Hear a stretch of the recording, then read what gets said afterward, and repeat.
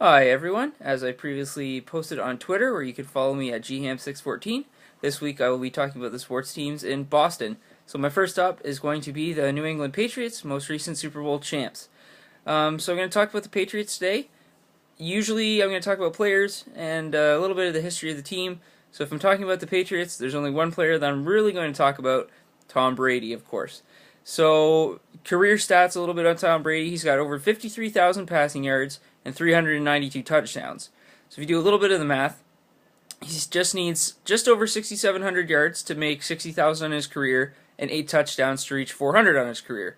The second of those two stats, the 8 touchdowns for 400, I think he'll easily be able to make this upcoming season, probably within the first 3-4 weeks, I'll say.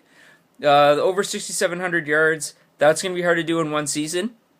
I think after this upcoming season, he'll probably only be maybe about 15 to 2,000 yards away from reaching 60,000, but I don't think he'll reach it in one season because getting over 6,000 passing yards in 1 year is very, very tough, even for Tom Brady, who is one of, if not the most elite quarterback in the league today. So those are some of the stats he needs to reach some milestones, and for a player that was drafted 199th overall, he's won the NFL MVP twice in 2007 and in 2010, clearly it shows that you can find sleepers in the draft who become the face of your franchise, lead you to 4 Super Bowls, like the Patriots have won since Tom Brady has been there. They won the Super Bowl in 2002, back-to-back in 2004 and 2005, and of course just recently over the Seahawks this year. It's interesting to note, though, that in all the Super Bowls that Tom Brady has led them to, they've never had a blowout Super Bowl win where they've beaten their opponent by 10-plus points. Their first 3 Super Bowl wins in 2002, 04, and 2005. 2002, 2017 over the Rams, 2004, 32-29 over the Panthers, and in 2005, 24-21 over the Eagles. Most recently, obviously, they won by 4 points, 28-24 over the Seahawks. But it's nice to note that their 4 Super Bowls that they've won, they were close competitive games and were very entertaining to watch. So that was just an interesting thing I found, is they haven't had that blowout, destroyed their opponent in the Super Bowl win. In a Super Bowl win, but they've won 4 of them, very close contested games that are clearly entertaining to watch. So they know how to get it done when they get there, and clearly Tom Brady knows how to step up on the big stage. And the team itself obviously has a lot of playoff experience. Since 2003, they've only missed the playoffs once, and that was in 2008. So they're making it every year, and they've won the AFC East 6 years in a row. So clearly Tom Brady has been a guy that has elevated that team and taken them far. A team obviously can't win with just offense. They say defense wins championships. When you look back, they had very good defensive players like Teddy Bruschi. Now you can look at Vince Wilfork on the line, and they got Darrelle Revis they had in the backfield this year. So they have had very good defensive players. Because Tom Brady can go and throw 3 touchdowns a game, and you can get 25 points on the board, 21 with 3 touchdowns, but I'm just rounding it up for 25 just for sake of argument. But if your defense is giving up 25 points a game, you're only going to have maybe a 500 season, and you're not making the playoffs every year since 2003, except for that one. So you have to have a defense that can stop the ball. The other interesting thing to note with the Patriots is back in the day, in the 70s and the 80s, when you look at their all-time leading rushers, they're players that played 30 years ago for the team. But I think with Brady, when you have an elite quarterback like that, do you go and draft a running back in the first round, or do you go and have a Marshawn Lynch as well? No. Why would you do that? You're gonna tell Tom Brady throw it when it looks like you want to. You're gonna rush the ball 20-25 times a game, but you're not gonna have a Marshawn Lynch in your backfield because he's not gonna get the touches he wants, and Tom Brady isn't gonna get the throws that he needs to be successful. Because even with a 70% completion rating, that's going 21 of 30. Which is good, but you need to let him throw it 30 times a game in order for him to get that kind of a completion rating. So that's the important thing, is to let Tom use his skills and not deflate his skills or devalue his skills by having a running back that wants the ball 30 times a game. So that's not going to happen. So you do it with a committee. You have Shane Vereen, Stephen Ridley before he got hurt, and you get those kind of players that each are going to touch it 12, 15 times a game, punch it through, and you're on a 3rd and 2 or something. Or, it's 4th and 1 and you want to go for it. Tom might throw it, but it might be safer to just do a quarterback sneak or hand it off to your halfback and try to punch it in there, and if the defense stops you, then that's just good on them. So that's kind of what I've seen since Tom Brady, is you've had more of a committee of a running back. You've had 2 or 3 decent running backs that can, that can run the ball. You're not going to see a running back that 10 out of 16 games rushes it for 100 yards because you're giving it to three different guys. So each running back might get 60 yards a game, 50 yards a game, but you're not going to have that one guy that's rushing it for 100 plus for you. So that's interesting to know with the running back situation. And same with his wide receivers, is Tom consistently throws at least 4,000 yards a season, kind of thing. But you can look at Randy Moss and say, well, he had that elite receiver. But when you look at the receiving core he had this past year, you had Julian Edelman, which up until a couple seasons ago was really just the Patriots' punt returner, kick returner. He wasn't really a big receiver for them. Danny Amendola, who, if it wasn't for him playing on the Patriots and having Tom Brady as quarterback, who knows where he would have ended up.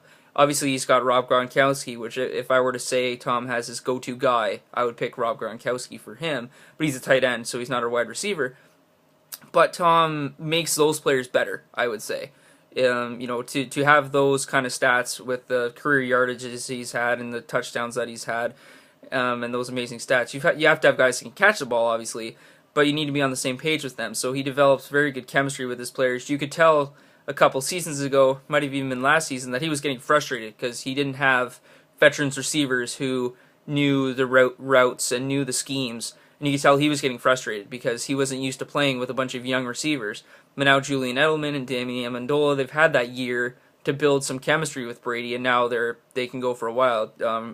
Edelman just recently signed a 4-year contract with the team, so now he can develop and work with Brady and become more of an elite receiver. And as long as Gronkowski stays healthy, you have Edelman, Gronkowski, you throw a couple other receivers in there that you maybe draft early or something like that, or you get through free agency who were kind of, like the fourth or fifth receiver on another team, but Brady could maybe elevate them, then he's going to be able to continue to have, some receivers that can catch the ball for him. Now, again, how much longer is his career going to be? That's going to lead me to my next point. When you look at Jimmy Garoppolo, who was the quarterback they most recently drafted, got into a few snaps this season, is what's the future with him? What's the future with Brady? Brady is turning 38 in August, so he's getting up there to 40. So how many more seasons does he have left in him? He just won the Super Bowl, so he's clearly in no way slowing down at all. But once a quarterback gets into his 40s, it's like, he could be getting more fragile, especially with Brady not being a guy who can scramble. You're not going to see too many 38-year-old quarterbacks that are scrambling anyway.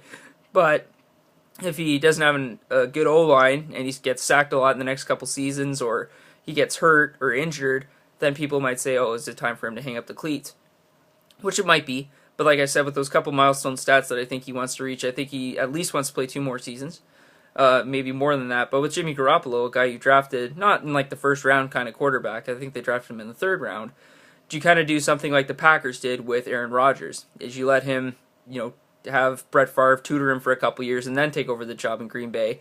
Is that what you want to do in New England, is have Garoppolo learn under Brady for a couple seasons, and then when Brady says in 2 to 3 years, I'm ready to retire, you're not having a rookie you've just drafted and throwing him to the wolves. Whoever takes over Brady's shoes has big shoes to fill regardless, but you might as well let a guy learn from Brady, let a guy learn your playbook, and try to build some chemistry, not on the field, but off the field with Gronkowski and Edelman and other players like that, so when you do decide to give him the reins, he's not thrown in there without any team history or team chemistry or knowledge or anything like that. So that's what I would do with Jimmy Garoppolo, is let him learn under Brady for a couple years, and let him learn the team and let him get good with Belichick, because the chemistry Tom Brady and Belichick has is hard to compare with other quarterbacks and head coaches in the past. I could go through others, but I'm not going to do that, because I think currently you're going to look and say, Tom Brady, Bill Belichick, one of the best quarterback head coach duos of all time, and that's completely accurate when you've seen 4 Super Bowls, playoffs consistently. They're winning the AFC 6 years in a row. Clearly they know what they're doing together. But when Tom Brady decides to retire, you're not going to want to give the ball to a rookie. You could find something through free agency, but as we've known in the past, you don't find elite quarterbacks through free agency because teams lock them up. You might find guys like Matt Castle, who took over for Brady the year he was hurt, and then obviously he did well, so teams are going to go after him because the Patriots aren't going to say, oh, well, Tom Brady's back again, but Castle did really well for us. No, Tom Brady's getting the ball. It doesn't matter what Matt Castle did the year before. So that's my thoughts with Jimmy Garoppolo and where's Brady going. Like I said, 38 in August, probably has a couple years left, but let Jimmy Garoppolo learn from him for a couple years. And then when he decides to retire, you have a guy who knows the playbook and isn't a fresh rookie. You have a guy who has a little bit of knowledge and knows what he's doing. So those are my thoughts on the Patriots. Hopefully you've enjoyed this video. Feel free to check in every day as I'll be posting videos again this week about Boston teams. And in the future I'll be taking you to different cities, talking about the teams there. And once again, thanks for watching. Bye.